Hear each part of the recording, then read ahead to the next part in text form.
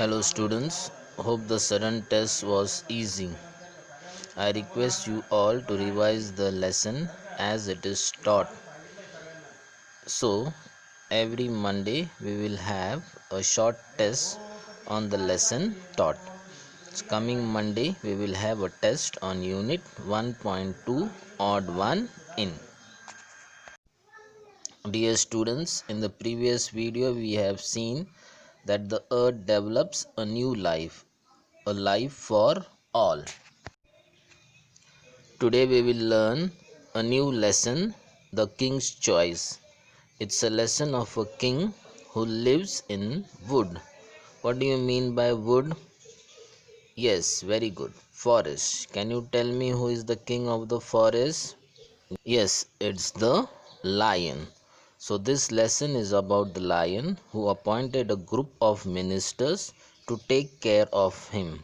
Now, why he must have a coat, what qualities are necessary to become a king, an advisor, a bodyguard, and a messenger, who were the ministers, and how did the ministers treat the lion, and at the end, what did the lion learn? All this we will see in this lesson, the King's Choice. Today we will go through the whole lesson, and from tomorrow we will understand it para by para.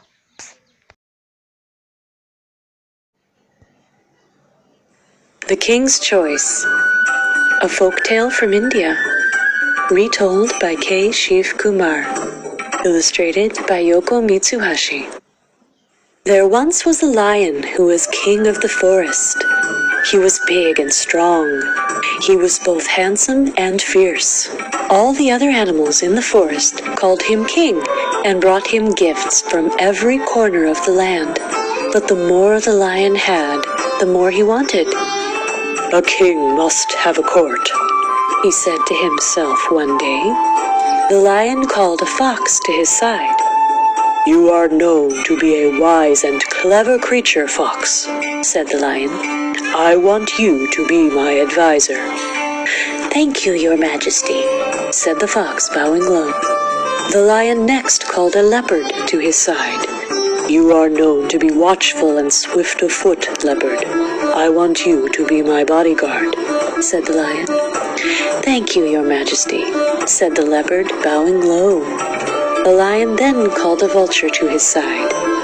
"You are a bird, vulture, and can fly high," the lion said. "You will be my messenger." "Thank you, your majesty," said the vulture, bowing low. The fox, the vulture, and the leopard took an oath of loyalty to the king. The king promised to meet them as friends and to give them food and protection. For some time, all went well in the king's court. The 3 courtiers never opposed the king. His wishes were law. Whenever he roared, they came running. Whenever he took a walk, they meekly followed behind him. When the Lion King went hunting, they found the animals for him to kill, and after he had his meal, he left the remains for them, so they always had enough to eat. One day, the vulture came back from a flight. "Your Majesty, have you ever tasted camel?"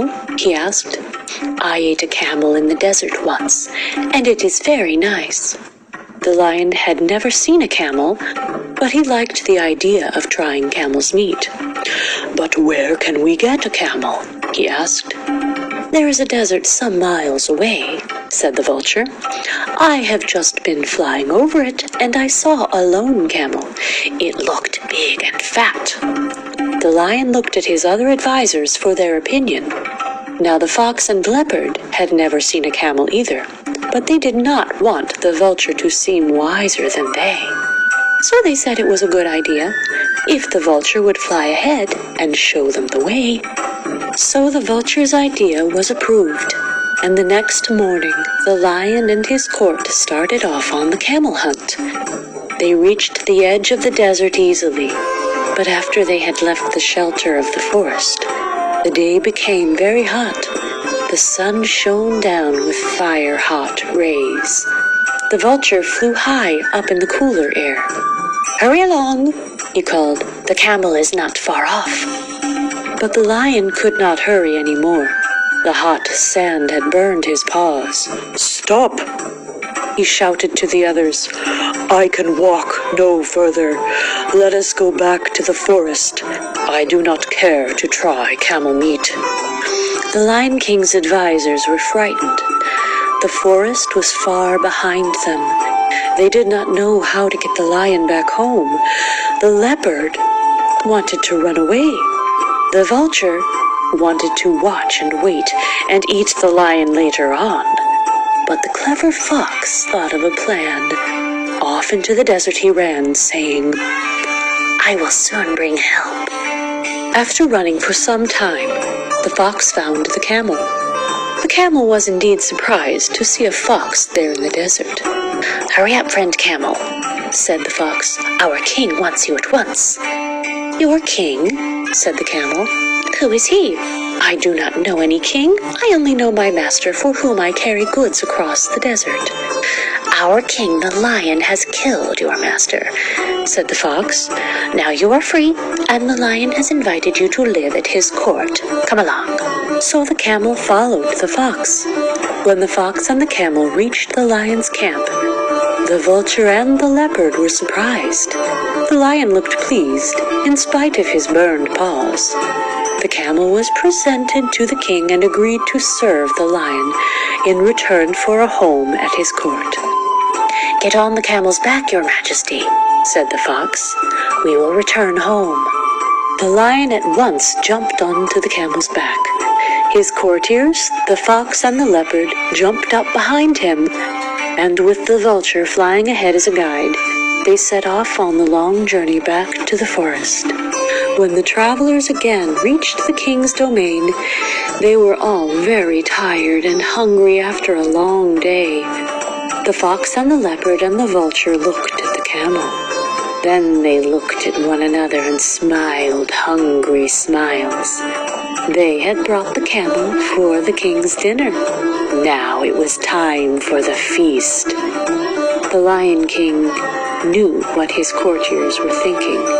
He called the camel to him. "Friend camel," he said, "I have to thank you for saving my life. You are welcome to live at my court as long as you wish. I promise you my protection." This did not please the courtiers a bit. Had they not risked their lives so that he could try camel meat? And now the king wanted to let the camel live, but they could do nothing. After all, the king was the king, so they waited. Now the lion's paws were so badly burned that he did not feel like going hunting. But that did not keep him from being very hungry indeed. "Fox, leopard, vulture," he shouted, "don't you see that I am ill and hungry? Go and get me some food." The courtiers had to obey the king, so out they went, but they did not go far. In a safe place they sat down and discussed what they could do. "I know," said the fox after a while. "We shall make the camel ask to be eaten." And he told the others of his plan. They all agreed that it was good, and back they went to the king. First, the vulture stepped forward, bowing low. "Your Majesty," he said, "we have found no food, but we cannot let your Majesty suffer. I am a poor creature. Eat me." The fox pushed the vulture aside. "I have more meat on me," he said. "Eat me, your Majesty." Now the leopard rushed forward. "I am not much good," he said, "but I could make a meal for the king." The camel listened to all these offers and thought he must do as much. "Your Majesty," he said, "I too am willing to give away my life to save the life of the king. These old friends are more useful to you than I am. Eat me instead." At these words, the fox, the leopard, and the vulture prepared to jump at the camel. This was what they were waiting for. But the lion stopped them. "You are all good and loyal subjects," he said, My heart is touched by your offers, and I accept them all. I shall eat you in the order in which you offered yourselves." The vulture, the fox, and the leopard were shocked. This did not suit them at all. Away flew the vulture, away ran the fox and the leopard, and they were never seen in that part of the forest again. The lion laughed to see them go. Then he turned to the camel and said, "You have been truly loyal and good. You shall be my friend as long as we both shall live. Now let us go through the forest and see if we can find a meal for ourselves." The camel was happy and grateful, and the lion thought to himself, "To be a king is good, but to be kind is better." The end. Dear students, so take down today's homework, read the lesson and underline all the difficult words. Bye, take care, see you.